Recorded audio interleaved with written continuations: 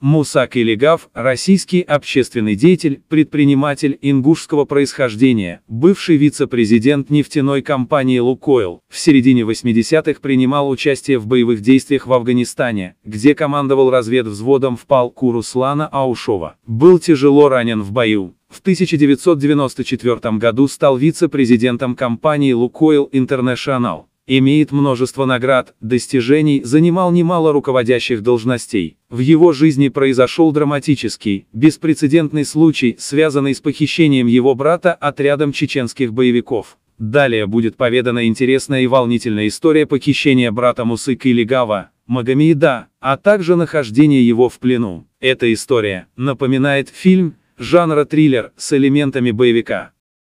Как ингушский бизнесмен расправился с чеченской бандой. В 1999 году вице-президент компании «Лукойл Интернешнл» Муса Кайлигав, у которого в 1998 году похитили брата, провел боевую операцию по освобождению заложника в самом логове чеченских ваххабитов Урус-Мартане. 7 бандитов во главе с бригадным генералом Резваном Вараевым убиты, заложник на свободе. Вот как развивались события. Старший брат Мусы, Магомед Кайлигав, заведовал автозаправкой в ингушском городе Малгобек. По делам ездил в Грозный. Там 15 сентября 1998 года его и похитили. 3 месяца похитители не давали о себе знать. За это время в семье заложника умерла его 16-летняя дочь. Девочка не выдержала разлуки с отцом, и у нее случился разрыв сердца. Теперь Кайлиговы считали похитителей Магомеда убийцами его дочери.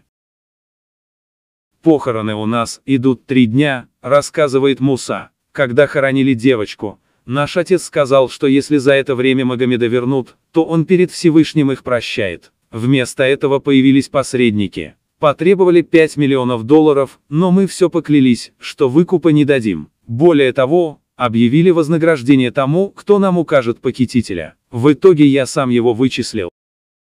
Бросил все и уехал в Ингушетию», объяснил Олег Перову, президенту компании «Лукойл», что должен выполнить свой долг перед братом. «Он меня понял, спасибо ему. Несколько раз я ездил в Чечню, встречался с полевыми командирами, объяснял, что найду похитителя, и ему смерть. Но все клялись, что это не они, и обещали помочь. В конце концов следы привели в Урус-Мартан, центр чеченского ваххабизма. Встречался с их командирами, в том числе с Арби Бараевым. Я говорил с Бараевым, держа палец в кольце противотанковой гранаты.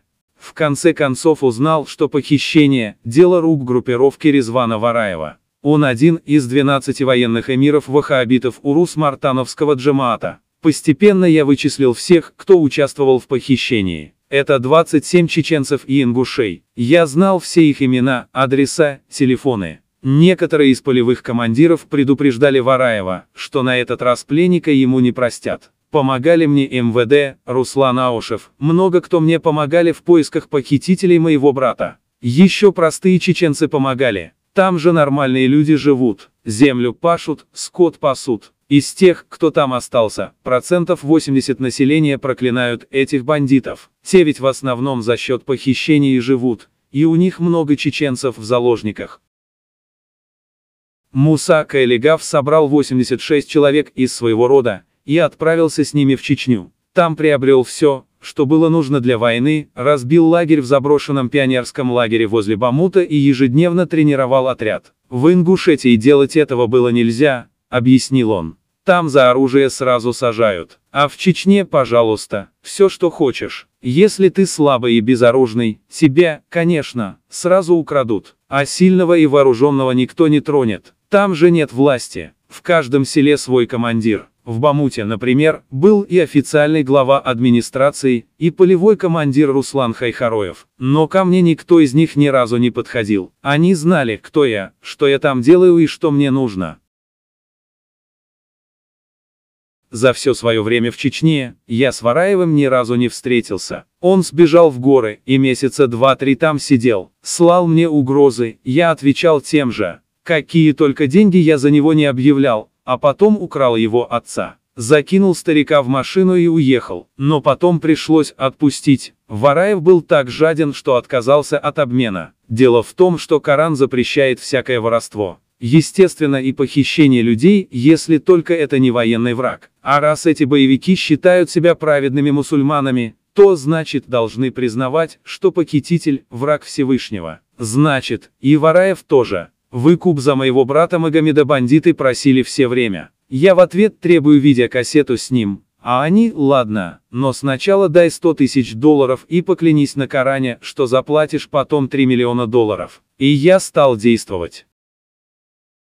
Отряд Мусы 4 раза штурмовал дома, где могли прятать Магомеда. Брата не было, зато спасли 4 заложников-чеченцев. На Вараева охотились как на зверя, но он обходил все ловушки. Потом выяснилось, что у Мусы в отряде был шпион, Вараев его завербовал, похитив кого-то из родственников. Зато в Грозном попался один из вараевских боевиков. Он обещал помочь, если Муса его отпустит. Тот отпустил, дав на прощание строгое напутствие. И не прогадал, бандит сообщил, что Вараев будет в Урус-Мартане и брать его лучше, когда он со своими боевиками будет выезжать со двора дома. В колонне 3 машины, Вараев во второй. 22 июля 14 человек во главе с Мусой, на 3 «Жигулях», выехали в Урус-Мартан. На всякий случай прихватили с собой и перебежчика, кинув его в багажник. В 2 часа дня Вараев, как и говорил его бандит, выехал на 3 машинах с охраной. Но далеко не уехал,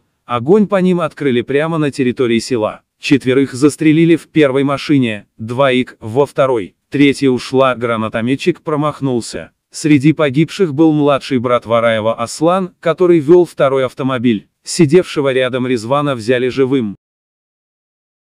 Я точно не знал, кто из них кто, продолжает Муса. Все похожи, все бородатые. Приказал живого и оба трупа из второй машины кинуть в багажники, а там разберемся. Мы уже отъехали метров на 500, как нас стали обстреливать уцелевшие боевики. Ранили 4 наших и вывели из строя одну машину. Я до сих пор не понимаю, как 15 человек, включая Резвана, 2 трупа, и еще тот бандит, который с самого начала лежал в багажнике, уместились в 9 и 6. Мы потом уже специально пробовали это повторить, не вышло. Но это не все. Не успели тронуться, пуля пробила колесо. Я никогда не видел, чтобы так быстро меняли колеса. Как будто пробитое колесо просто оторвали, а целое приставили. Потом бандиты сообразили, что это нападение на Вараева. Но у меня рация была настроена на ваххабитскую волну, и я услышал, как там кричат: «Это ингуши, держите Лысого», то есть меня, остальные были в масках. Тогда мы пошли методом от противного. Поехали не в Ингушетию, до которой оттуда километров 15-20, а в наглую через весь Урус-Мартан, в Грозный, а оттуда, в Ингушетию. Это километров 120. После этого мне сразу привезли кассету с Магомедом. Облик нечеловеческий, весь белый, худой, заросший. Взамен требуют кассету с обоими Вараевыми. Они не знали, что Аслан убит, и тут же хотят выкуп. Причем не только за брата, ты убил наших, и по законам шариата должен за это заплатить. Иначе убьем брата. Убивайте, говорю. Зато у меня тут еще 2, и вас всех я знаю и не успокоюсь. Тогда 19 августа мне привозят новую кассету. Там еще хуже, чем на первой. Магомеду перед камерой простреливают ногу и говорят: проси деньги. А он не стал. Следующая пуля, говорят мне, будет в голову.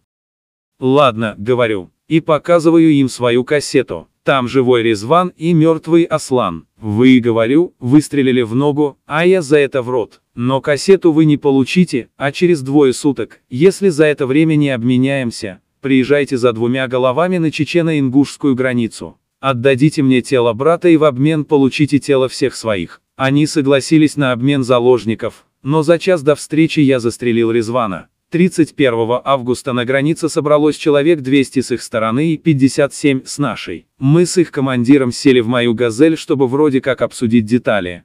Ну как дела? Да все нормально. Короче, так, говорю, Резван мертв. Вон он сзади лежит, посмотри. Тут же приставляю к голове командира пистолет. Если не прикажешь сейчас же перевести брата на эту сторону, ляжешь рядом. Считаю до 3.